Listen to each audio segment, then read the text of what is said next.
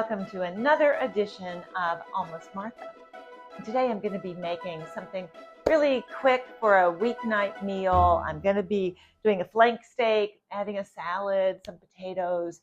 But I could just salt and pepper my flank steak, but I'm actually making a dry rub. It's a coffee and brown sugar dry rub that goes right on top. Oh, it's really, really good. And I think you're going to like it. So hang on, and we're going to make a coffee dry rub for our flank steak, which you're going to cook indoors. I know it's not quite grilling weather yet, so we're going to make this indoors and we'll do it together. So hang on, and we'll get our flank steak ready for dinner.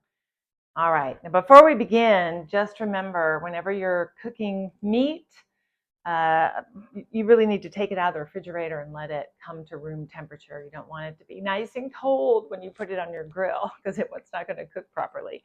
So this has been sitting out for about half an hour, so it's going to be all ready. I've made this rub several times. I really like it.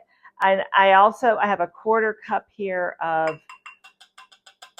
finely ground coffee. I'm old, so I'm using decaf.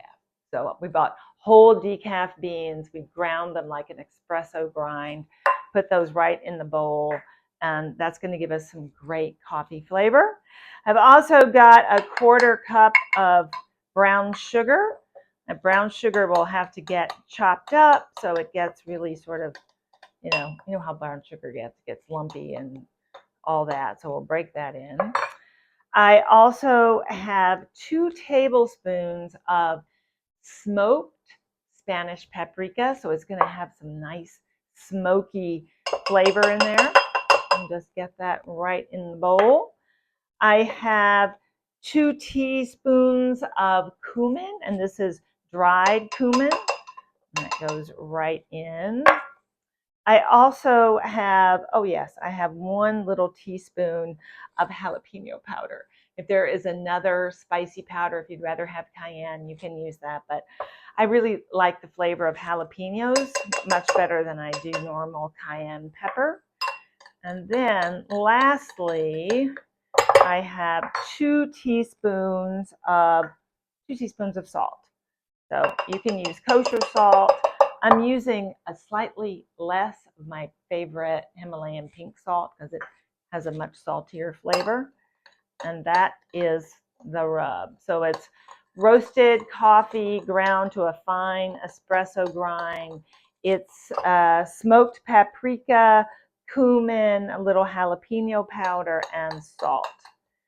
Now at the end of this, you're going to have to use your fingers because that brown sugar sort of remains in clumps.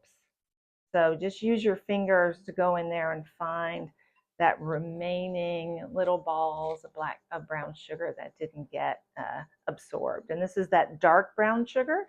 So there's a little more of sort of a molassesy kind of flavor to it. Oh, it's going to be really good. Yeah, that smells really good. Okay, so now I'm going to take my rub. I'm going to put it all over the flank steak.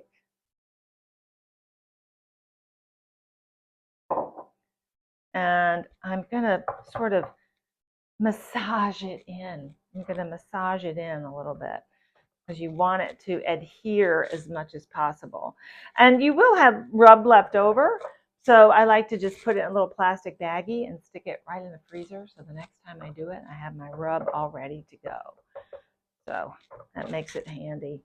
You guys know I always say, I'm just like my mother, I just put everything in the freezer. Hi, Mom. How you doing?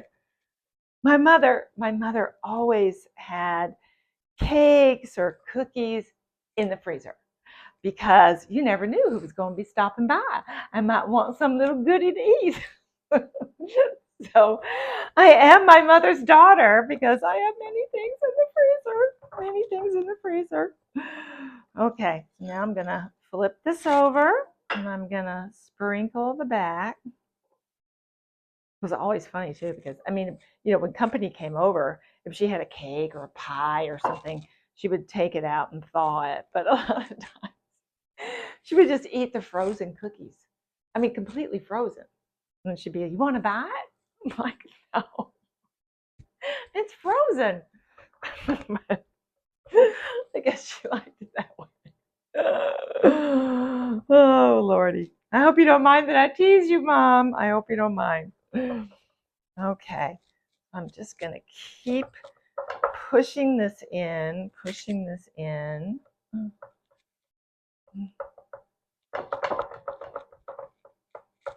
And get as much to kind of adhere as possible.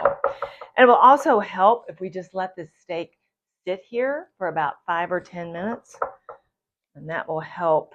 Some of the juices in the steak will kind of lock on to some of the rub. So, okay, I think that's good. I do have rub left over. Fantastic. I won't have to do this the next time I want it. It'll all be ready to go. Okay, that's great. So now I'm going to wash my hands. But I'll let you know, if you have a cast iron pan, this will totally work. You have a nice heavy skillet, this will totally work. This is the indoor grilling that I like to do. I have a little Le Creuset grill pan. I just put it on the burners, crank those burners up high, and cook the steak. Now, typically for a flank steak, I like to cook it 5 minutes on one side, I flip it, and then it depends on how thick it is. Because usually if it's really thick, I might cook it 7 minutes on the other side. So for this one, this is kind of a thin one. So 5 and 5 might really do it. And if I really want to be precise, I can pull out my meat thermometer and check it as we go. But if the steak is really thick, of course, it's going to take a little bit longer to cook. If you want yours rare, do it less. If you want it medium rare, do it slightly less. But over time, you'll get to know the perfect timing for something like this. So it helps to make a really quick, weekday meal. So it's super, super easy. Okay, I'm going to turn the burners on the stove and get my pan nice and hot, and I'm going to wash my hands. Okay, I'll see you in a minute. Right, I just put my steak on the grill. So the grill was nice and hot. You see a little smoke coming up here. Make sure you have your vent on. And I'm going to cook this for about 5 minutes. Then we'll flip it over together. And then we'll kind of gauge how much longer we should cook it. This is kind of a thin flank steak. So maybe another 5 minutes on the other side, maybe 4. I'll get my meat thermometer and we'll check it together. Oh, Annie's very concerned about me cooking the steak. It's okay, Annie. I got it covered. Okay. I'll talk to you in a minute. Bye. We're at the 5-minute mark. So I'm going to, okay, I kind of have this balanced over 2 different burners, but it's going to conduct heat through the whole grill. That looks really good. That looks really good. Okay, we're going to go another 5 minutes, and then we're going to check our temperature. Okay. We're at our mark. We're at our 5-minute mark. And before my timer went off, I went ahead and I used my meat thermometer just to check to see what the temperature is. And we're about at medium, if not a little more. So that's good for us, but you might like something that's a little different.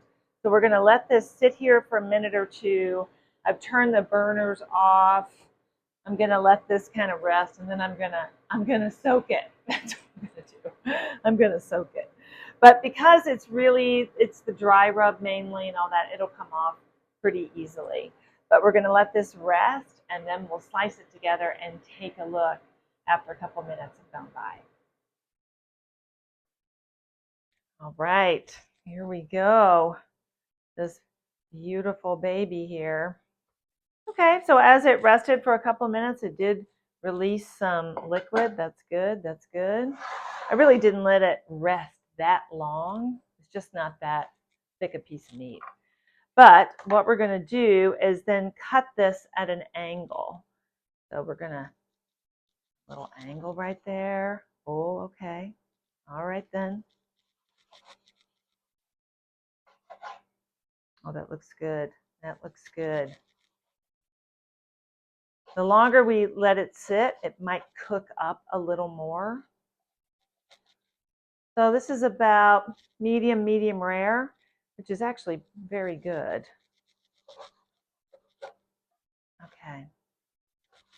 going to let that sit there for a minute.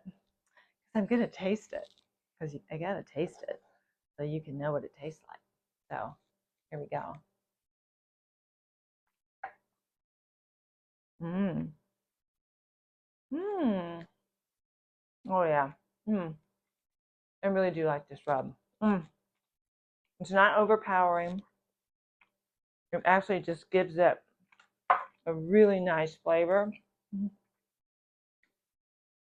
get the coffee, but it's not overwhelming. You can get the cumin, but you really don't get so much straight up is the sugar. The sugar is going to sort of caramelize into the steak. So, that is really good. It's a flank steak, so it's chewy. No, I'm still chewing. That's really good. And something like a dry rub can really help transform sort of a mediocre piece of meat into a really interesting, really good piece of meat. So I hope you try the dry rub. You should have everything on hand in your kitchen. It's pretty easily done. And then you can cook it to your desired temperature. Right in your kitchen, right in the weeknight. Takes no more than 10 minutes to get it done. So excellent. I'm serving it with a little French salad. So I have some arugula, some roasted hazelnuts, some pomegranate seeds, and of course I whisked up some salad dressing to put on it. And then I also have some twice baked potatoes in the oven. I did not make those, I'll be totally honest. But sometimes you just need to throw a meal together. So you use things that are already made for part of it and then homemade for part of it, and you're really going to have a great meal. So I hope you try it. I hope you like it. And thank you so much for joining me here at Almost Martha. And if you want to get this recipe and see all the other recipes that we've done, go to almost-martha.com. It's all there for you. Thank you so much. Have a great evening. Try the recipe, and I'll see you next time. Bye, Mom. Oh, it's really good.